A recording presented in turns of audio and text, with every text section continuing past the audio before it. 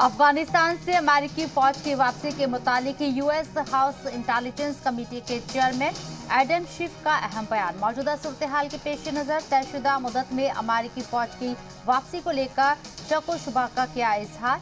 Schiff ने कहा है कि 31 अगस्त से कबल सभी अमेरिकी फौजियों की वापसी अमली तौर पर मुश्किल दिख रही है। अमेरिकी सदर जो बाइडेन डेडलाइन से तोसी के मुतालिक आज कर सकते हैं कोई ऐलान।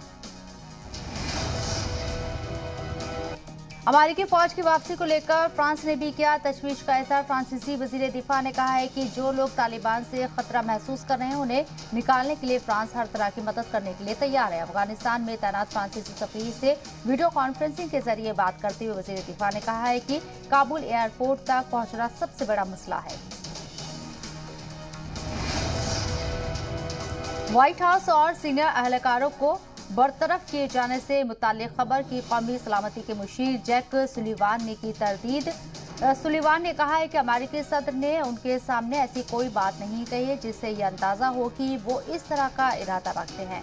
प्रेस कॉन्फ्रेंस के दौरान अफगानिस्तान की मौजूदा सूरत हाल के पेश नजर सीनियर अहलकारों के खिलाफ तादीबी कार्रवाई के मुतालिक पूछे गए सवाल के जवाब में सुलीवान ने ये सफाई दी।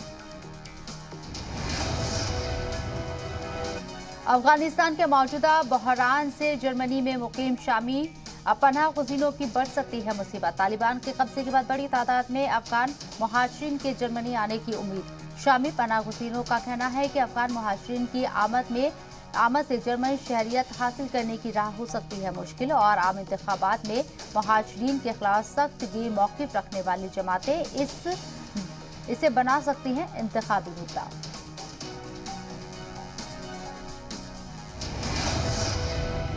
आलमी सतह पर जारी है तालिबान मुखालिफ एहतजाज और मुजाहिरों का दौर। राजधानी दिल्ली में मुसलसल दूसरे दिन अफगान पनाह गुज़ीनों ने UNHCR दफ्तर पर किया एहतजाज। हुकूमत हिंद और आलमी बिरादरी से तहफ़्फ़ुज़ फराहम कराए जाने का किया मुतालबा। मुहाजिरीन ने हुकूमत हिंद पर जोर दिया कि UNHCR पर इस बात का दबाव बनाया जाए कि अफगान पनाह गुज़ीनों के मसाइल हल करने में उनकी मदद करे। इंडोनेशिया की राजधानी जकार्ता में भी अफगान पनाह गुज़ीनों ने किया एहतजाज। बाज़ आबादकारी के मसले को लेकर UNHCR ऑफिस के बाहर किया एहतजाज। एहतजाज के दौरान हिफाजती दस्तों और मुहाजिरीन के दरमियान हुई झड़प। तालिबान के कब्जे के बाद किसी भी सूरत में अफगानिस्तान नहीं लौटना चाहते हैं पनाह गुज़ीन। अफगान पनाह गुज़ीन का कहना है कि उन्हें रहने के लिए घर फराहम कराया जाना चाहिए। वाज़ेह हो कि इंडोनेशिया में हज़ारा फिरके के सैकड़ों अफराद इंडोनेशिया में पनाह लिए हुए हैं। अफगान खवातीन और बच्चों की हिमायत में मेक्सिको और अर्जेंटीना में भी हुआ पुरजोर एहतजाज। ब्यूनस आयर्स और मेक्सिको सिटी में दर्जनों खवातीन ने किया है एहतजाज। मुहाजिरीन के हाथों में था अफगानिस्तान का कौमी परचम। मुहाजिरीन ने अपनी हुकूमतों पर जोर दिया कि अफगान शहरियों की पनाह हासिल करने से मुतालिक दस्तावेजों को जल्द अज जल्द क्लियर कर उन्हें मुल्क में दाखिल होने की इजाजत दी जाए। इजरायली जंग तैयारों ने गजा में फिर की बमबारी। हमास के ठिकानों को बनाया गया निशाना। इजरायली फौज के मुताबिक असला तैयार करने वाले ठिकानों को बनाया गया निशाना। ताहम हमले में किसी के जख्मी या हलाक होने के मुतालिक अभी तक कोई इत्तला मौसूल नहीं है।